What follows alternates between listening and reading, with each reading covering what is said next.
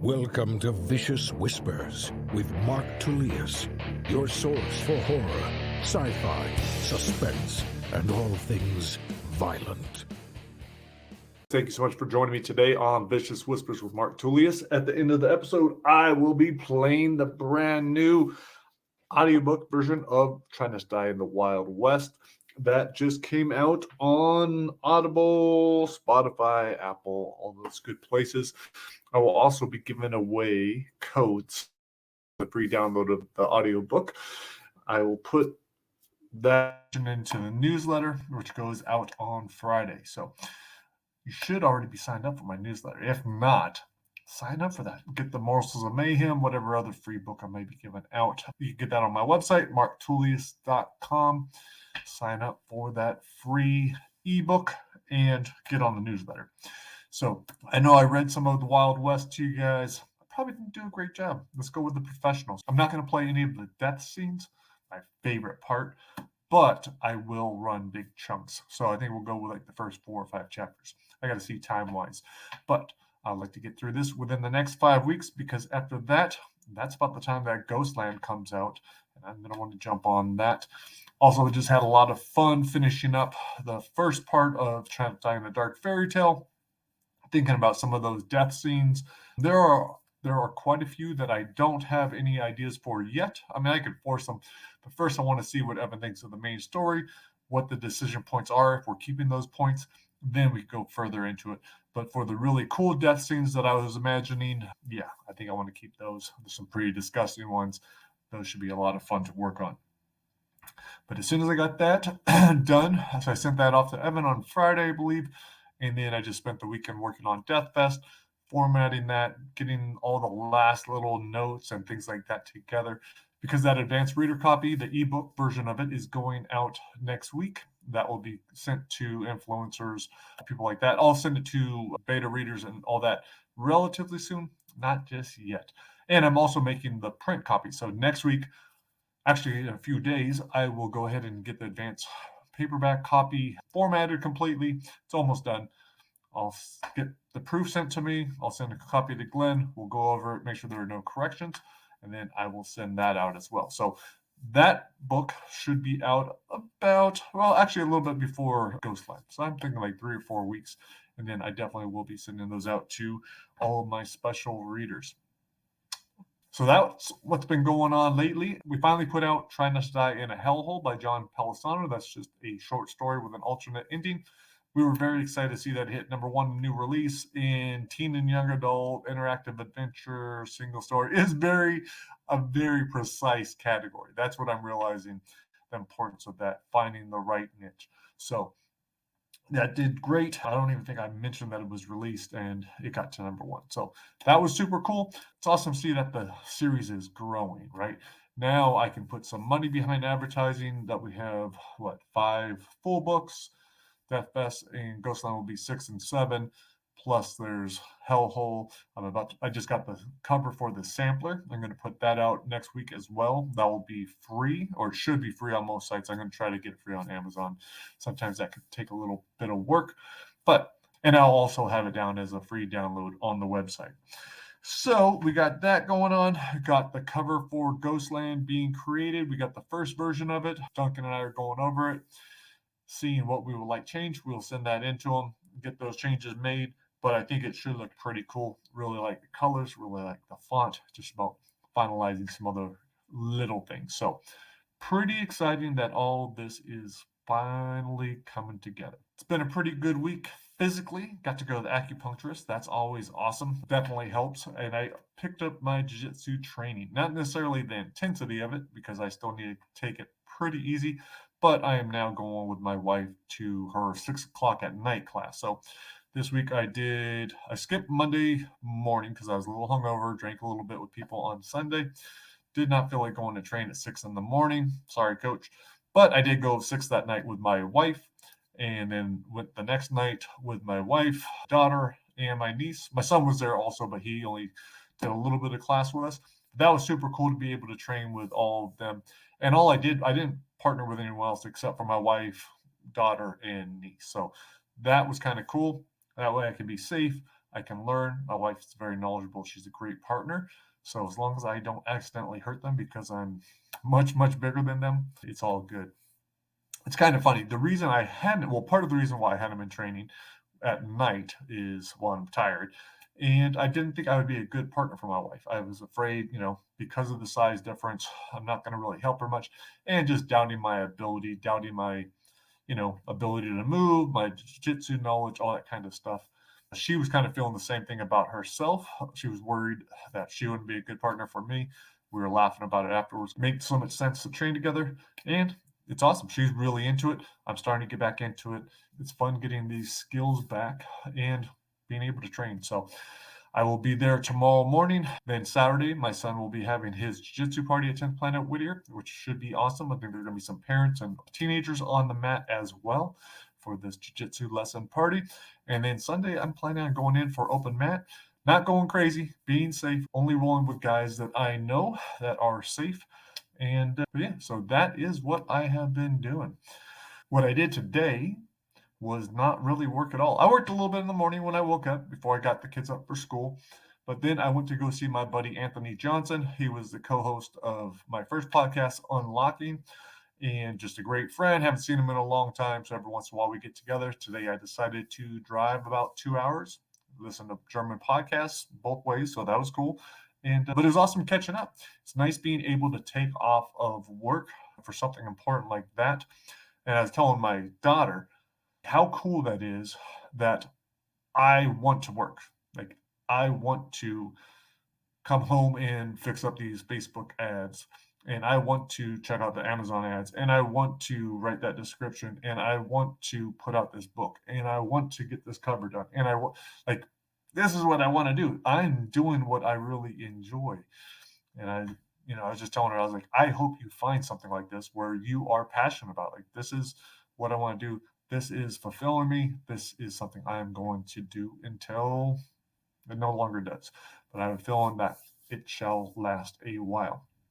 All right, guys, I'm going to go because I need to start putting my newsletter together because tomorrow morning I'll be gone and training. So got to get this shit done. All right, guys, this is Trying to Stay in the Wild West, co-authored by John Palisano and narrated by Steven Barnett. Hope you guys enjoy it. Next week, we will continue it. And then we'll stay on this until the book is finished. I'm guessing it should take about 4 or 5 sessions. All right, guys. Hope you enjoy it. Have a great weekend, and I will talk to you later. Peace.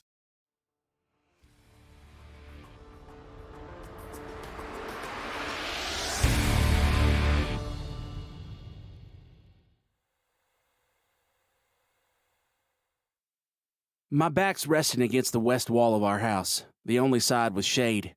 It's nearly 10 and already hotter than a blister bug in a pepper patch. These 4 walls of wood are the only thing separating me and Pa from all this emptiness. Desert as far as the eye can see, a flimsy cloud, thin as my bedsheet, creeping across the brightest blue sky, barely casting a shadow. Our house outside of Placerita town might not be much, but it protects us from the blazing California sun while keeping out all the critters. Except for these dang red ants. Inside or out, they're always a problem, chomping on you if they're given half a second. It's my fault for sitting in one place, but I'm saving my strength. The little guy on my boot is headed for my leg. I flick gently enough to send him to the sand, but not enough to teach him a lesson. He's determined and heads back for me. I meet him halfway with the heel of my boot, feeling a little sorry for sending him to his maker. Bang! Bang! Bang! It doesn't matter. I knew those bangs were coming. I still jumped at the first one. Pa's finishing up in the blacksmith shop, the last piece for the trip. Bang! Bang! Bang! The blows are loud, but the echoes die down quickly. I get up, brush off my jeans, slip on my light duster coat, and strap on my canteen. I wait for the next set of bangs to come and go before I open the shop door. My ears are used to the noise, but the smells always hit me hard. The earthiness of hot metal and fire filling the shop. Pa's inspecting a red-hot stirrup, setting it down on the forge, his massive hand raising the hammer. He slams it down and sparks bloom like a cloud of raining fire.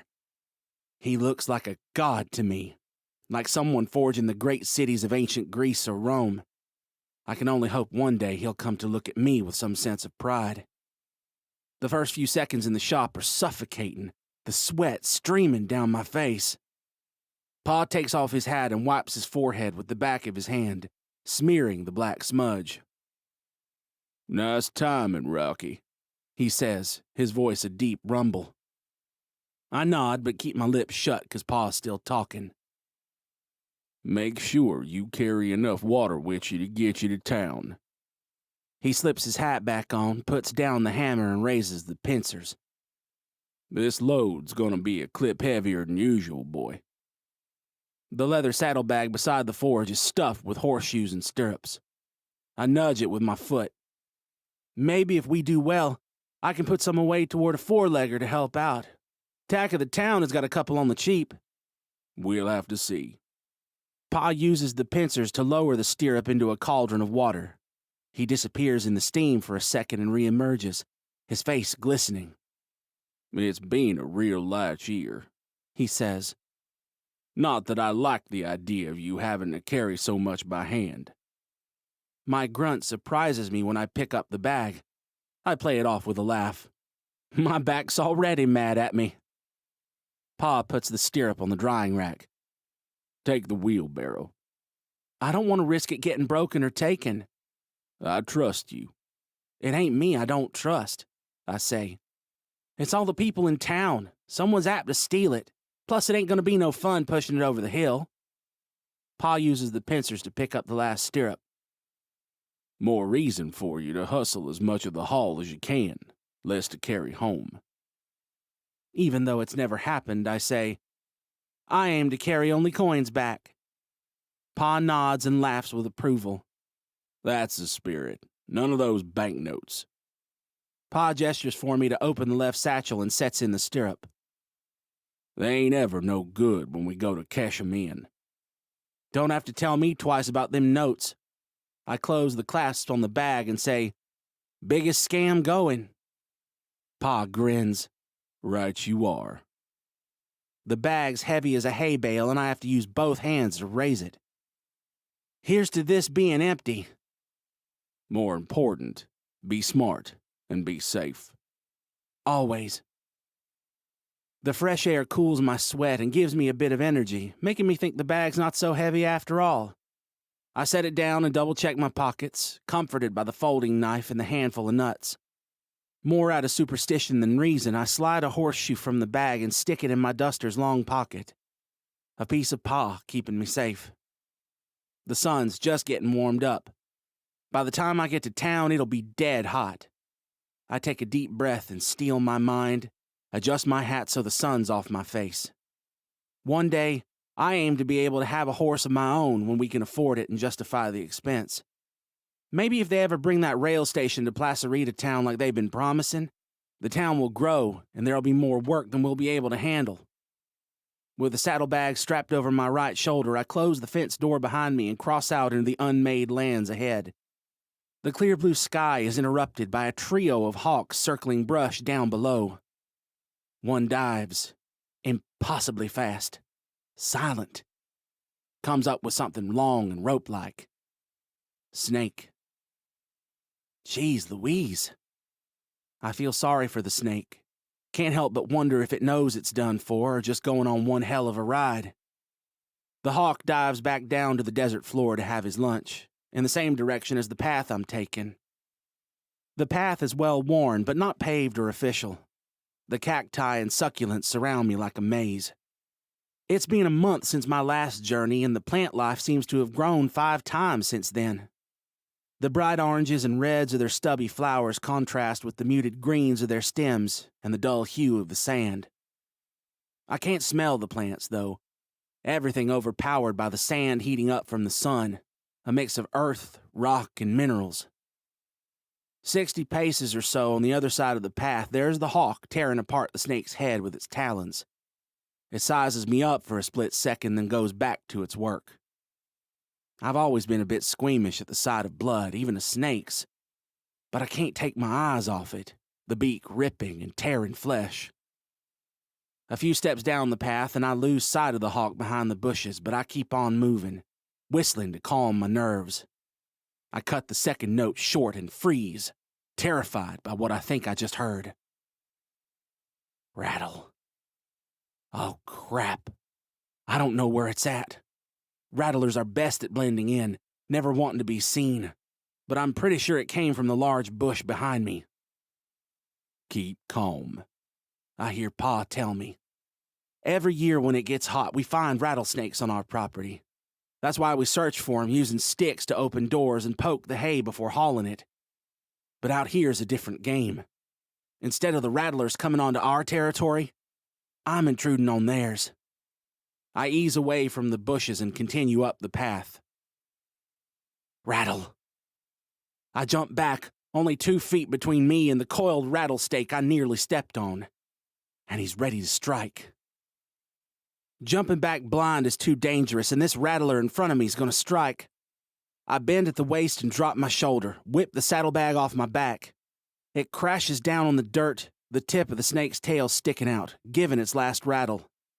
Something slithers in the bush behind me, so I snatch up the bag with both hands, run fast as I can, each thump of my heart like a blow from Pa's hammer.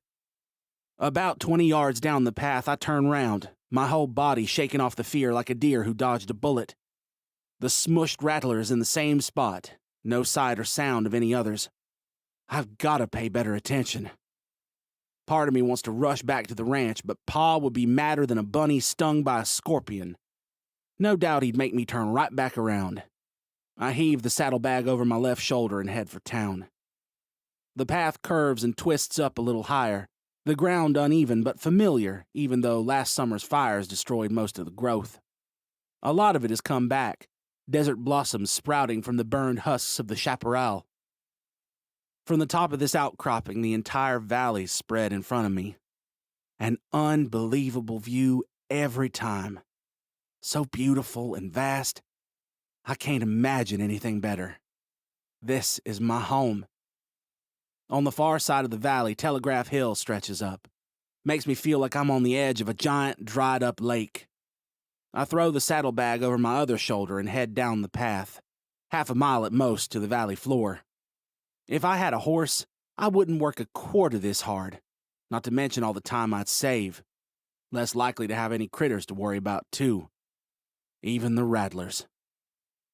Man, that'd be something else to ride a great mare across the valley. But the reality is, one step after another and another, trying to avoid thinking about the heat or the thirst or the horseshoes that keep banging my back. Pa ain't too fond of the idea of a horse, not only on account of how much they cost, but also because I hadn't been mature enough to ride a full-grown steed until recently. But I know I can take care of one, and I can save. At the bottom of the path, I switch shoulders without missing a step, knowing I won't want to get back up if I sit for a break so soon. Even if I can't sell all the wares, I've got to get rid of the heaviest stuff before the journey home.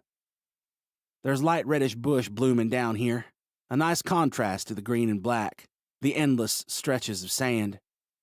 Life cannot be stopped, even in the most extreme places. The heat is rising, so I pick up the pace. If I make enough sales, I'll treat myself to a soda and sandwich at the saloon. If not, I'll have to settle for whatever water I can get. It's bad luck dwelling on the downside, so I practice my sales pitches, picking just the right words for the hard-to-sell customers. Most of the buyers are apt to purchase without much said, but then you got people like old lady Pratchett, who won't buy a thing until she's had at least 3 compliments, or Mr. Nichols, who makes me plead before he'll spend a penny. It's probably been about half an hour when I reach the bottom of Telegraph Hill, one heck of an intimidating incline that looks more like a mountain. I've always been drawn to arithmetic and figuring out numbers. How far I still have to go, how long it'll take, the number of steps on sore feet. But the more I think, the longer the journey and that much more of an ordeal. Happy with the sales pitches, I set my mind to music. The saloon has one of those mechanical pianos. There's nothing like it anywhere, and especially not on our ranch. The only music we have is the rhythmic banging of Pa's hammer or the chorus of critters that comes sun up and sun down. On these trips, it's hard not to think of the future. If I'm going to end up a blacksmith like Pa, He has me to help him, but what will I do? How am I even going to find someone to marry and have kids with? What would I have to offer? I picture Pa bent over, covered in sweat, his knuckles throbbing from pounding metal day after day, all so we can barely break even. Ever since I could walk and talk, Pa's been teaching me the trade, saying, "One day, you'll be in charge of all this. Best to start getting you strong now." And for only being 16, I am strong. Nothing like Pa, of course, but I'm not the least bit afraid of hard labor. Nothing like sweat and soreness after a day of back-breaking work. Makes you feel like you really did something. And being strong means with the mind, too. It means step after step after step, ignoring the blisters on your heels, the metal digging into your spine, the leather rubbing your neck raw. It means blocking out that fire burning through your thighs, singing songs and hearing that piano playing like I'm sitting in the saloon, that big old fan swirling the air. My legs are jelly when I reach the top of Telegraph Hill, the saddlebag clanking in the middle of the dusty path as I set it down. I shake out my hands and stretch my back, spot Placerita Town. So far out it looks like a row of tiny dollhouses. Several miles east of Placerita Town is the much larger Newhall Township. The train tracks stretch past 2 stations, the rock quarry, and wind around the huge dam, as far as I can see. There's been nothing but silence this whole time, but a distant sound's getting closer. Horses! They're approaching from behind, and it sounds like a bunch of them. A huge boulder to my left is big enough to hide behind, but the ground is peppered with small holes that could be home for rattlers. Off to the right side of the path is a huge burrow I can squeeze into with plenty of brush around it. No telling what kind of vermin might be in there, but it'd be better than running into the wrong kind of folks. The hooves are coming closer. If the horsemen are friendly, I'll be fine. But if they aren't, I can say goodbye to the goods, and maybe more. I snatch up the saddlebag and run behind the boulder, dropping the bag by my feet.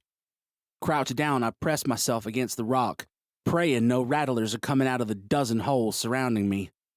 My skin crawls just thinking about such a thing. 5 horsemen fly by in a flash. A cowboy in black on a red-maned chestnut in front, a giant of a man threatening to break the back of the brown quarter horse in the rear. They race downhill and out of sight, but it ain't easy prying myself away from the boulder. If Pa saw me being so chicken, I don't know what he'd say, but I'd still rather be safe than sorry. The other side of Pa would tell me I was being smart, not risking getting into a fight I couldn't win. Pa's a tough old man, but he loves me and doesn't want me lost over something petty. As soon as they're way down below and nothing more than a cloud of dust, I throw the saddlebag over my shoulder. This side of Telegraph Hill is not as steep, the trail winding down faster. I'm about halfway down when the dust from the horses finally settles. Their trail ends at Placerita Town. There ain't nothing on the barren stretch between here and there, and it's almost high noon. That means I've got to keep my eyes peeled because it's prime time for critters sunning themselves, searching for food and water, and not being too keen on being bothered by some 2-legged man-child. Rattlers, scorpions, coyote, all sorts of danger in the desert. The barrens stretch on and the sun's heating up.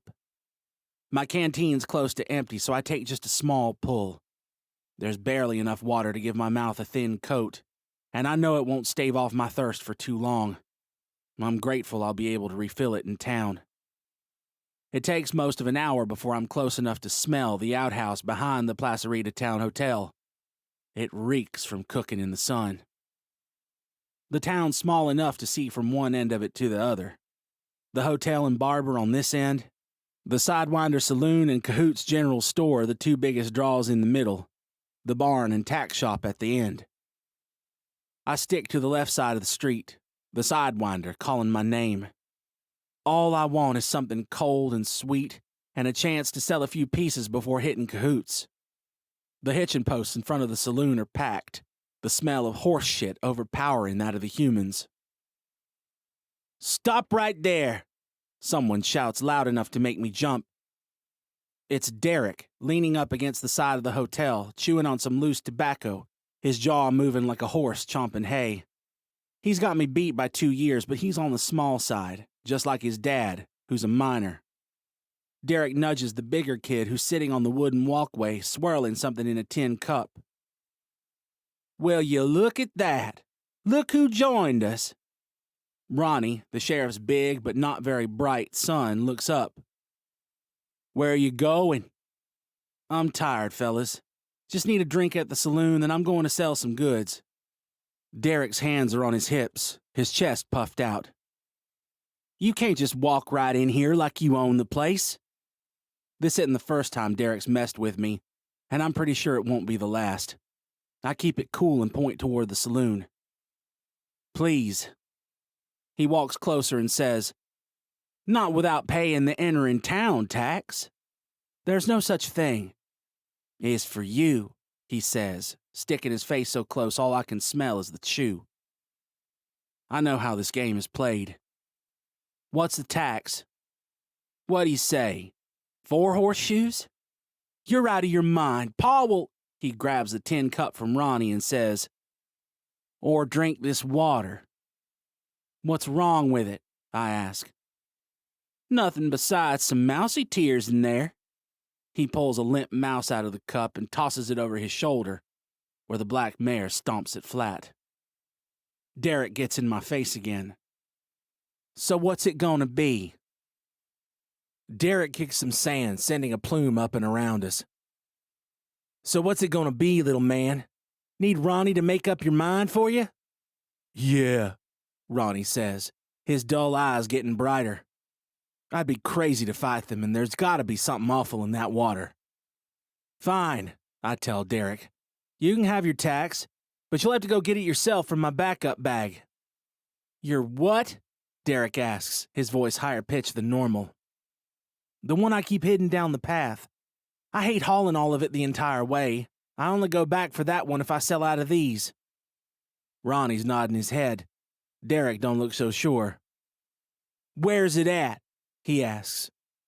Take a couple pieces and leave the rest so I can bring it back to Pa. Any more than that and he'll notice, and there'll be hell to pay. Yeah, he says. How far is it? I turn toward the hill and point down the path. About 200 paces. It's behind the red boulder on the left side. How do I know I can trust you ain't playing me? Derek asks, squinting. I ain't hard to find, and I know I'm in for a hurtin' if I fool with you. Ain't in the market for that. Just want to sell some of my pa's stuff so we can survive is all. I look him dead in his dumb eyes and say, Don't want no trouble. If this works out, we can set it up so you're taken care of regular. Derek looks away for a moment, inhales, exhales, makes a point of being dramatic about it, looks back at me. All right, kid. Probably work out. You're a good talker. Just surviving, I say, no joshing. Derek waves his hands around, flustered. All right, fine. He points at Ronnie. You come with me. Ronnie mopes over toward Derek. They take a few steps. Over his shoulder, Derek says, It better be there, kid, or else. And you better not take more than 4. Or what? He asks. You and your daddy gonna whip me? He laughs. Of course, he has to get the last word, but I've learned to keep walking. If I come across either of their dads, maybe I'll let them know their sons have moved on to extortion. Noise crashes out from the front of the saloon, which means the entire place is packed. Shouting, laughing, loud music on the upright piano. Just to play it safe, I go around toward the back entrance instead of the front. Everyone's inside, the back door unattended. I'm 2 steps up the porch when the door crashes open and 2 men tumble out. Big Bill Browning, one of the carekeepers of the Sidewinder, has got the skinny guy by the neck and tosses him to the dirt. You ain't allowed to touch the ladies unless you worked it out with them, Big Bill hollers. Don't come back till you learnt your lesson. The drunk picks himself up off the sandy ground, his legs not very steady, his eyes still spinning. I'm sorry, Bill. I didn't mean anything. I didn't intend for it to be like that. Intentions don't mean nothing, Big Bill says. You and I both know that. Go home, sleep it off, Chester. Chester lowers his head. All right, he says, sounding like a little schoolboy. I'm going. Big Bill looks down at me. What are you doing here, kid?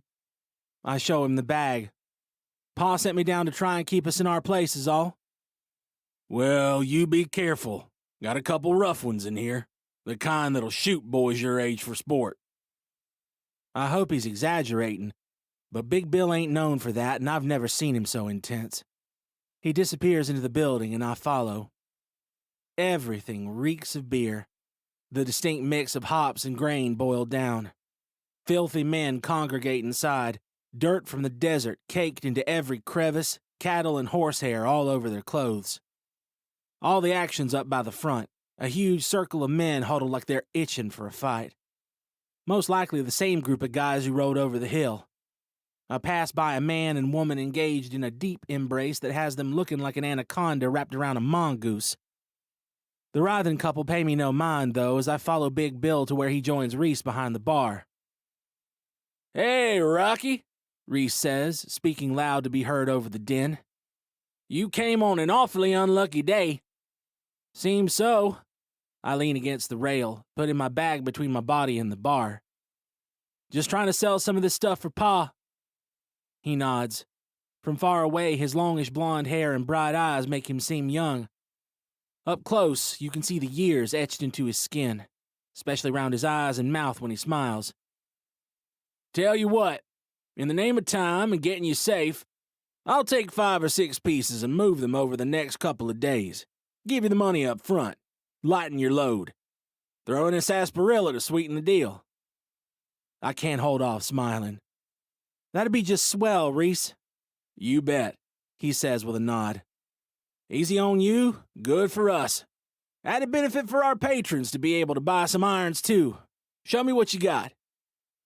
Putting the bag on the counter, I take out a horseshoe, a small and basic cross, a pair of door handles, stirrups, and an intricate horse bridle. For a moment, it's a marvel seeing Pa's hard work laid out. Here's what I've got. Reese eyes the stash and takes the 2 door handles. Can always use these on account they're broken or stolen. Picks up the stirrups. These ones people are always asking for. That'd be swell, I say, before quoting him the price. Sounds like a fair deal. Reese slides the coins toward me, careful to keep his hand cupped over them. Don't let no one know you've got these. Don't want anyone beating you over the head on the ride back. He nods as I slip the coins in my pocket. What the bar isn't taking, I'll sell them for you. No worries about that. I appreciate this greatly, I say. He winks and turns, takes a soda bottle off the shelf behind him. He pops the top off with an opener. Now it's warm. We ain't got ice coming in here to keep anything cold. Not yet. The hotter than normal booze might be making some of these men a little more woolly than usual. Right, I say, and take a sip. It's bliss. Sugar, sour, wet, thick. Coats my dry throat. I can't help but sigh. That's good. You know what? He says, sliding more coins under my hand. Grab me 2 sets of shoes. I pocket the coins and get the second shoe on the counter when there's a loud crack that sounds like a whip. The circle of people up front splits, revealing a woman in a white blouse huddled on the floor next to a tray of toppled glasses. Men grin from behind dirty faces, reminding me of hyenas ready to pounce on prey. I would have guessed she's one of the brothel workers from upstairs if it weren't for there only being one person in town with hair so red.